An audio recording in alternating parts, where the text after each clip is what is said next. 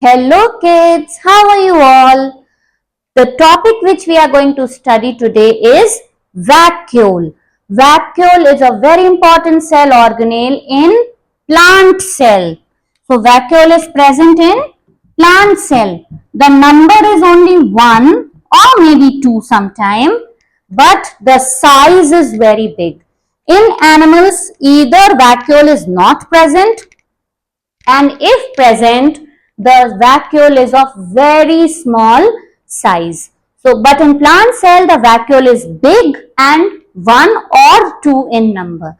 Let us draw a plant cell first. Whenever you draw a plant cell or you see a plant cell, this is the cell wall, then this is the cell membrane, and the most visual thing which you see in a plant cell diagram is a big space. All the other cell organelles will be pushed to the periphery, to the side. This is a mitochondria, then this is a chloroplast, and ER, whatever, ribosome. Everything is pushed to the side. All the things are there, but the major portion of the plant cell is covered by a vacuole. Now this vacuole is a single membrane structure. Just like we studied lysosome yesterday, it was single membrane. In the same way, vacuole is also a single membrane structure, and the membrane is known as tonoplast. The name of cell vacuole's membrane is tonoplast. The vacuole is filled with a fluid which is called cell sap. Now this cell sap is very important. It has water in it. Whatever water has to be stored, it is stored in the cell sap. So water, minerals, and a blue pigment, anthocyanin, is present in the cell sap. Anthocyanin is present in the cell sap. The blue color of blueberries or the black grapes, it is because of anthocyanin. When you press a blueberry, which color juice comes out? Blue. It is the cell sap, anthocyanin, which is coming out. So the vacuole is a very important organelle for the plant cell. In case we all have plants in our houses. Now we water them daily. Now in case someday you forget to water, the next day you see that the leaves have all wilted. Why? Because the vacuole has shrunk. This is a plant cell, and the day you forget to water your plant or the plant is placed in a hypertonic solution. Remember osmosis? Please go back to the video of osmosis and you will find this there. So when the cell is placed in hypertonic solution, the vacuole will shrink and will become small, but still it will retain some amount of water, and this process is called plasmolysis, and this shrinkage will result in wilting of the plant. Wilting means drooping down. The leaves droop down, as if they have no life, and the moment you give water, they are fresh, green, and happy again. So this happens in hypertonic solution. Now when the plant has too much of water, hypotonic solution, then what will happen? This also I have taught in osmosis. You can go back and check. So in case of hypotonic solution, what will happen? The tonoplast, the cell sap will give a huge amount of pressure on the tonoplast. So much of pressure it will push from inside that the pressure will be exerted on membrane and the cell wall also, and the cell wall will realize I don't need any more water, my vacuole is full, so water will not enter. This will be in hypotonic solution. Alright, so vacuole is a very important part of plant and it helps it in survival during adverse conditions also. And apart from that, it is important for storage and for the pigments also. So this was the last cell organelle mentioned in your new NCERT textbook. Now the next topic which is given there is cell division, a very important topic. Rudolf Virchow stated in cell theory that all new cells arise from pre-existing cells. But how do they arise? They arise from cell division. So this cell division is responsible for our growth and for bringing new life to earth. So this cell division is of two types, mitosis and meiosis. Some people find these two very difficult, but actually they are not. You have to understand, just go with the process, understand along with me, and it will be very simple. So mitosis is the cell division which is responsible for our growth. When we were small in size and in width also. Now, as we have grown up, our height has increased. Even trees, if you see, a small plant and then it grows up to be a big tree. A plant, in fact, grows all throughout its life. Animals stop after a certain age. Alright, so this mitosis is responsible for our growth and it occurs in all cells of the body, occurs in all cells. Alright, now what happens in this mitosis? Suppose this is one cell and this is the nucleus. Alright, this is one cell and it is the nucleus of the cell with 2n number of chromosomes. When we were studying nucleus, I told that the nucleus has chromosomes and they are in pairs.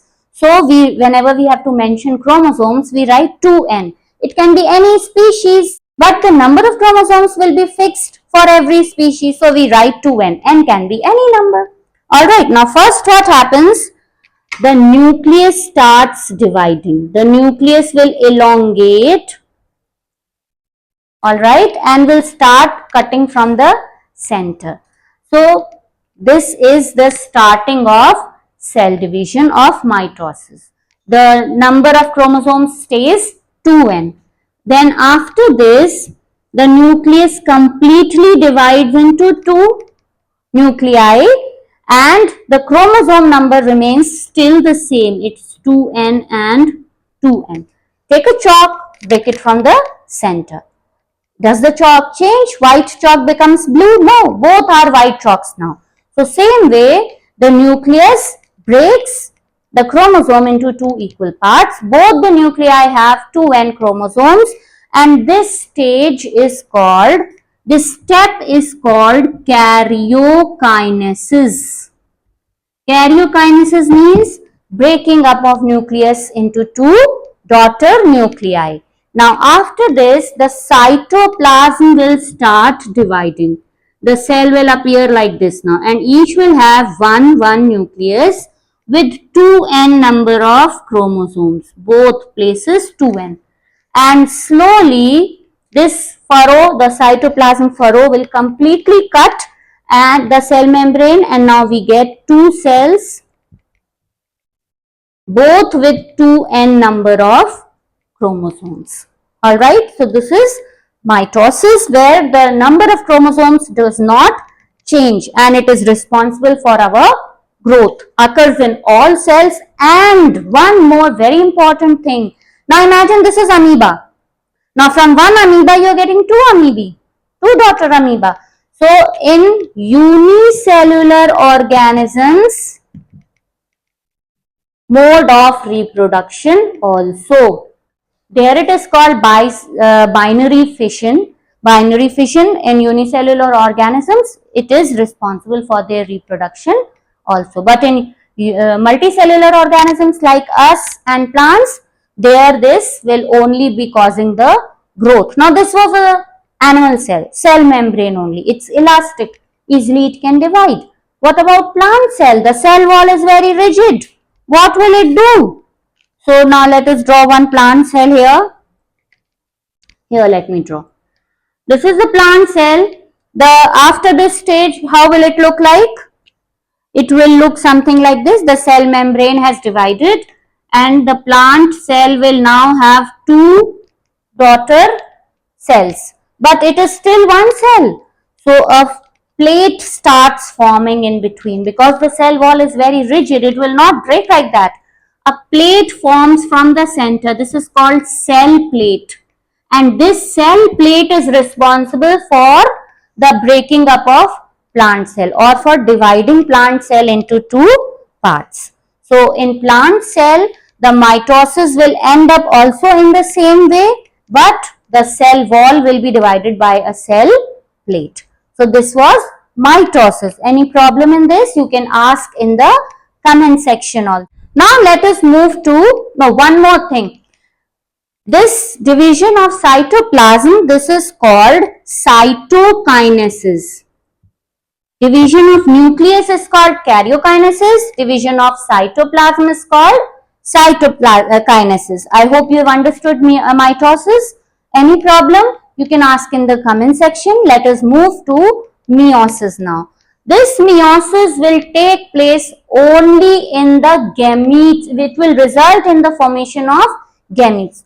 This meiosis will take place only in the reproductive organs. So it is responsible for makes gametes. It will only give rise to reproductive gametes. Gametes are the sex cells.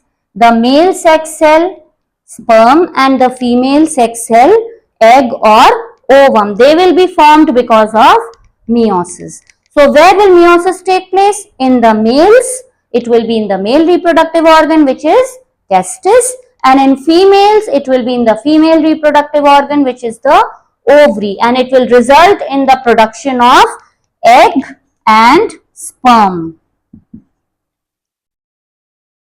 Meiosis will not occur in all cells of the body. Alright, and here we were writing 2n. The number of chromosomes does not change. Here the new gametes which are formed, they will have half the number of chromosome. It is called haploid. Now imagine there is one egg. Suppose it has 2n chromosomes, and there is one sperm.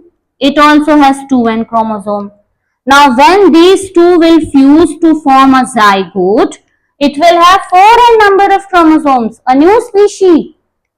Not necessary, no? So egg will also have n number of chromosome and sperm will also have n number of chromosome, so that when they fuse and a zygote is formed, a new cell is formed, it is having 2n number of chromosomes.